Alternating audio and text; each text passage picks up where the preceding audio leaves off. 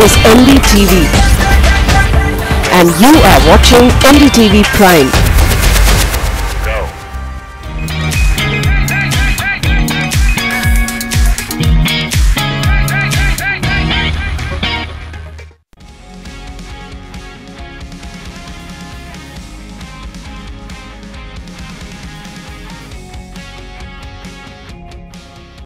So much happening in the automotive space these days, and the context for that goes far beyond just the OEMs. We are, of course, talking about the ancillary industries, and this is also very, very specific to the big changes that are coming.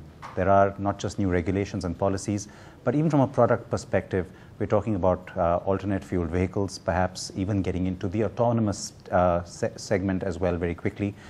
What are the implications or the growth areas that come from that? Well, that and more is what I hope to discuss with Mr. Jurgen Ziegler, who is the regional CEO for Schaeffler and is in India right now, and I'm privileged to have him join me. Thank you. Thank you very much for inviting me. No, thanks for the time, and I'm going to jump straight into it then. You heard the context of what I said at the start. It is an interesting yet challenging and sometimes almost a confusing time that we find ourselves in, because some of that future seems very unknown today. It does throw up a lot of opportunities, though, for companies like yours. It does. Not only from the perspective that, of course, we are today a major supplier to the automotive industry, mainly, of course, to the internal combustion engines, transmission, axle. But as well, we are providing substantial part of our business model is on the industrial section. Yes. Worldwide for Schaeffler, the automotive share is around 75% of our business, 25% is industrial. But it gives us the opportunity to look from various angles to this kind of movements, and I think we are in some way, of course, getting equipped like others, prepared would be better to say, like others for the challenges to come. When you say that 75% of the business is automotive, in India you then have a lot of room to grow, because I know in India it's about 50-50 for you, isn't it? Yeah.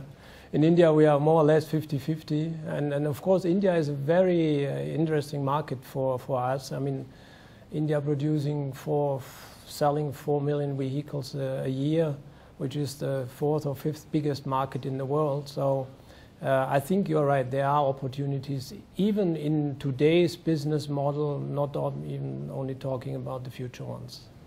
In the Indian context, one change, of course, has been the volumes that have grown. Maybe you can argue that some of those haven't grown at the rate that we would have expected a few years ago, but yet there are already these projections about third largest market in a few years' time.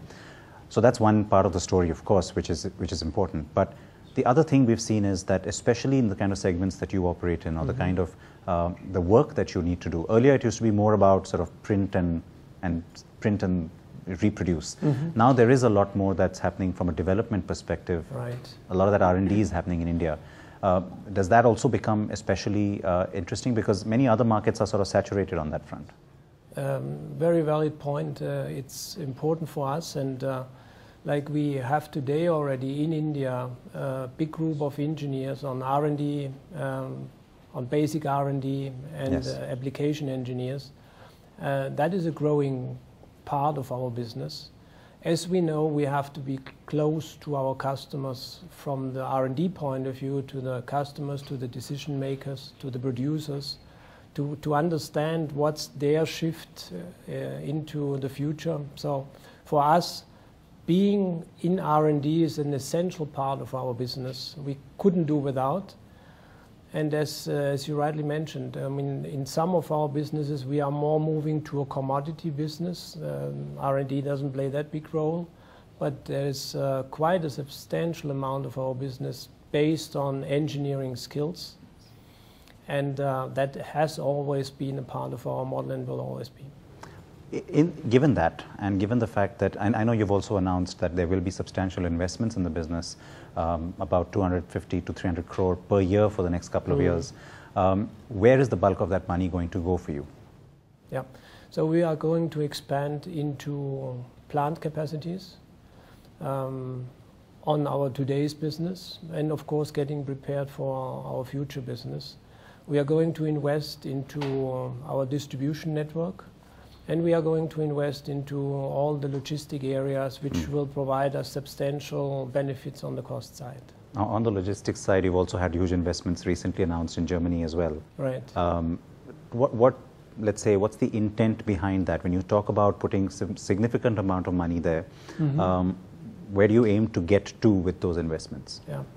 Well, if you look into the kind of distribution, the kind of logistics we do today in India, it's taking care about that we are reaching each and every part of the region, but not in the most efficient way. So we will have to build hubs, warehouses, distribution centers to save on freight cost, to save on handling cost, to do things like you just mentioned, where you do some completion of spare parts into full service packages, and then distribute from a more central hub into the country. That will be part of our future logistic. I don't want to lose sight of the fact that there is such a substantial business in the industrial space for you. Yeah. I'm trying not to keep my auto hat firmly on, but having said that, when you talk about today's business and the fact that you're even saying it like that, today's business and future business, you do anticipate a huge shift in the future, isn't it?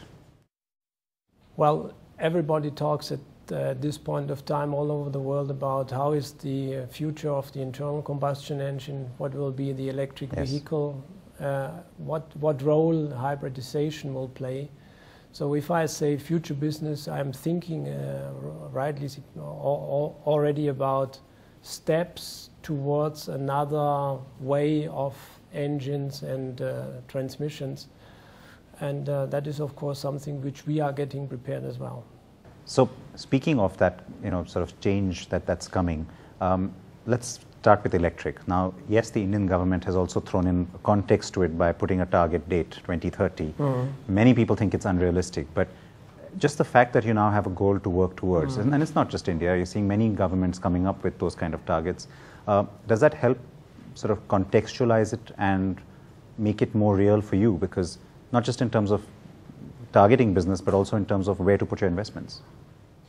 I think it definitely helps to have a target for what will be the share of, let me say, an electric vehicle in future. On the other hand, we need to be probably a bit more careful what kind of steps in between are necessary to reach there. And I mean, at the end, it's not that you have a certain share of electric vehicles. The benefit should be the pollution part of it and reduction of CO2, etc. So I would say, yes, it helps. It drives the company's thinking into a future technology. On the other hand, it should provide as well a platform of giving the car and the supply industry opportunities, other technical solutions in between, which may serve the purpose in a similar way, and would make this transition from a, let's call it 100% internal combustion into electric vehicle drive more smooth.